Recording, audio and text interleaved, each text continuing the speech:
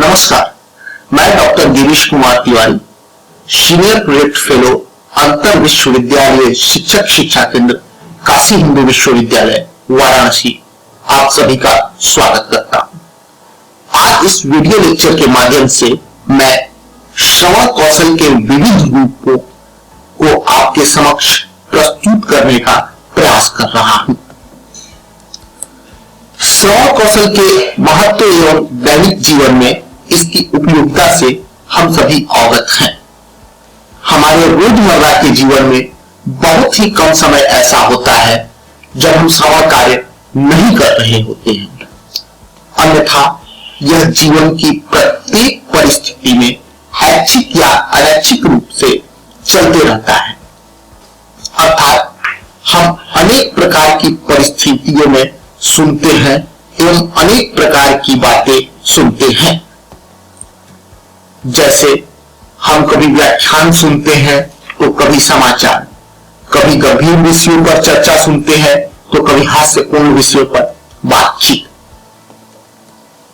इनमें से हम कुछ परिस्थितियों में श्रवण करते हुए वक्ता के प्रति या श्रुत संदेश के प्रति प्रतिक्रिया व्यक्त करते हैं, तो कुछ परिस्थितियों में श्रोता मौन रहता है। श्रवण कर्म में श्रोता की संलिप्तता एवं श्रवण कर्म करने के श्रोता के उद्देश्य के आधार पर श्रवण कौशल के विविध रूप निश्चित किए गए। अब हम श्रवण कौशल के इन विविध रूपों की चर्चा करेंगे। श्रवण कौशल के विविध रूप का पहला प्रकार होता है निष्क्रिय या सीमांत श्रवण। आंग्ल भाषा में इसके लिए पैसिव या मार्जिनल लिसनिंग शब्द का प्रयोग होता है। इस प्रकार के श्रवण में श्रोता ऐच्छिक रूप से सहभाग नहीं करता है। अनैच्छिक रूप से यानी न चाहते हुए भी बाह्य कारकों के प्रभाव में आकर बहुत ही कम समय के लिए उसका सहभाग होता है। इस प्रकार के श्रवण में क्षणिक ध्यानाकर्षण संभव है, लेकिन शीघ्रता से श्रोता अपना ध्यान पुनः अपने कार्य पर केंद्रित कर लेता है। वास्तविक जीवन में ऐसा अनेक बार होता है। ऐसी अनेक परिस्थितियां आती हैं जिसमें हम मार्जिनल या सीमांत श्रवण करते हैं। जैसे टीवी चलाते हुए गृह कार्य करना, समूह चर्चा के समय दूसरे समूह में हो रही बातों का सुनाई देना आदि। दूसरा प्रकार सध्यान श्रवण या अटेंटिव लिसनिंग है। श्रोता का समग्र ध्यान सिर्फ श्रवण कार्य पर ही केंद्रित होता है, जैसे शिक्षक के निर्देश का श्रवण, किसी उद्घोषणा का श्रवण आदि। श्रोता वक्ता की बात को सारांश रूप में समझने का प्रयास करता है और इस बात की पुष्टि करता है कि उसने वक्ता की बात को ठीक ठीक समझा है कि नहीं।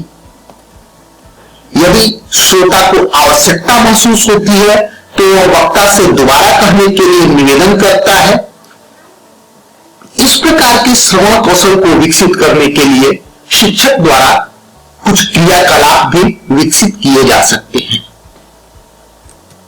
जैसे कक्षा में आते ही विद्यार्थियों को पढ़ाए जाने वाले पाठ के संबंध में कुछ निर्देश देना एवं कक्षा के अंत में उनसे पूछना कि कक्षा के प्रारंभ में उन्होंने क्या निर्देश दिया था। तीसरा प्रकार प्रतिक्रियात्मक श्रवण या रिस्पॉन्सिव लिसनिंग कहलाता है। जैसा कि इसके नाम से ही स्पष्ट है, श्रोता इसमें प्रतिक्रिया देता है, अर्थात संदेश के प्रति या वक्ता के प्रति अपनी प्रतिक्रिया के माध्यम से श्रोता वक्ता को अपनी बात आगे बढ़ाने में सहायता प्रदान करता है। सरल भाषा में कहले तो इस प्रकार के श्रवण कार्य में श्रोता ध्यान देने के साथ साथ अपनी प्रतिक्रिया भी देता है। अतः यह सध्यान श्रवण से थोड़ा अधिक व्यापक माना जाता है। इस प्रकार के श्रवण कौशल के विकास के लिए शिक्षक क्रियाकलाप का निर्माण कर सकता है, यथा विद्यार्थियों को कोई कहानी सुनाना या उन्हें समाचार का एक अंश या एक अनुच्छेद पढ़ने के लिए देना। इसके बाद उन्हें चर्चा करने के लिए एक विषय देना जिसमें बारी बारी से सभी विद्यार्थी वक्ता और श्रोता की भूमिका में आते हैं। जो विद्यार्थी श्रोता की भूमिका में होते हैं वो वक्ता की बात पर अपनी प्रतिक्रिया देकर उसे अपनी बात आगे बढ़ाने का अवसर देते हैं। समूह चर्चा इसका उत्तम उदाहरण है। चौथा प्रकार, सूचना विशेष के लिए श्रवण। आंग्ल भाषा में इसके लिए जो पद समूह प्रयुक्त होता है उसे कहते हैं लिसनिंग फॉर स्पेसिफिक इंफॉर्मेशन। श्रोता द्वारा संदेश से किसी विशेष सूचना को प्राप्त करने के लिए श्रवण कर्म करना, अर्थात श्रोता इस प्रकार के श्रवण कर्म को संदेश में निहित कोई विशेष सूचना ग्रहण करने के लिए या कोई विशेष सूचना प्राप्त करने के लिए श्रवण कर्म करता है। शिक्षक द्वारा इस प्रकार के श्रवण कौशल का विकास करने के लिए भी क्रियाकलाप का निर्माण किया जा सकता है। वह विद्यार्थियों को उच्चरित संदेश या उच्चरित किए जाने वाले संदेश के किसी विशेष भाग पर ध्यान देने के लिए कह सकता है,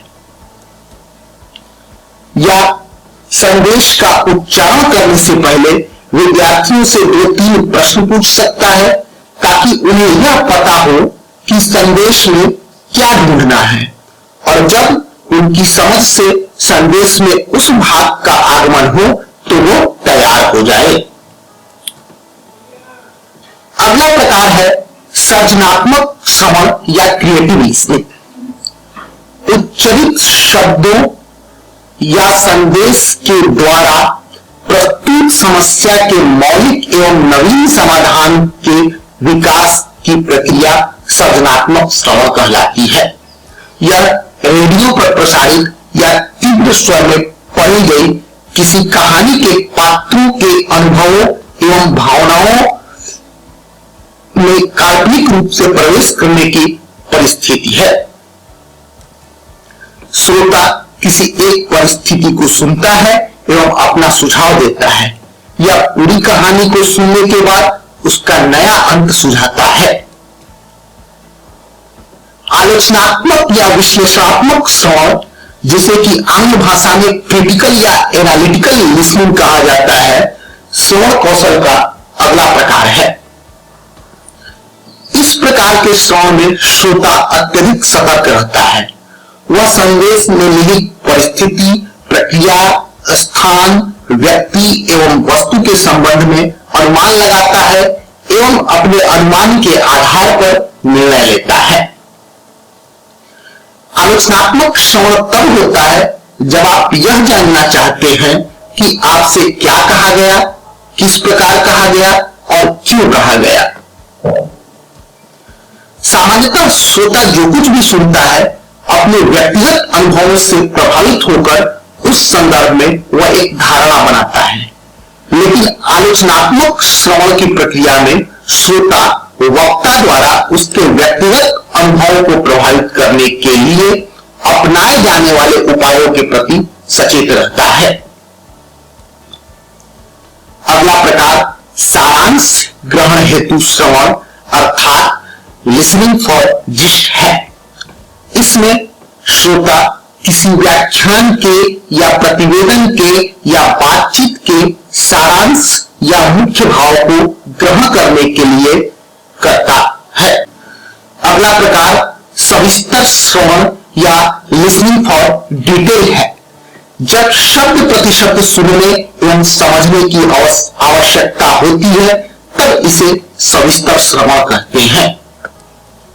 उदाहरणार्थ प्रयोगशाला में प्रयोग का संचालन करने हेतु शिक्षक द्वारा दिया जाने वाला निर्देश इस प्रकार का श्रवण कर्म कहला सकता है, क्योंकि उन निर्देशों को विद्यार्थी शब्द प्रतिशब्द सुनता और समझता है। अगला प्रकार है प्रशंसात्मक श्रवण, एप्रिशिएटिव लिसनिंग। इस प्रकार के श्रवण में श्रोता किसी नाटक या कहानी या कविता का आनंद उठाता है और कहानी, नाटक या कविता के किसी पात्र के साथ तादात्म्य स्थापित हो जाने पर वह भावपूर्ण प्रतिक्रिया देता है, अर्थात वह उस पात्र के साथ साथ अपनी भावनाओं को जोड़ लेता है और उसके बाद स्वयं को वह पात्र समझकर और प्रतिक्रिया देने का प्रयास करता है। इस प्रकार के श्रवण के बाद विद्यार्थियों को कहानी या कविता या नाटक के संदर्भ में प्रतिक्रिया व्यक्त करने के लिए कहा जा सकता है। तो शिक्षार्थियों, इस प्रकार हम लोगों ने श्रवण कौशल के 9 विविध रूपों के विषय में संक्षिप्त जानकारी प्राप्त की।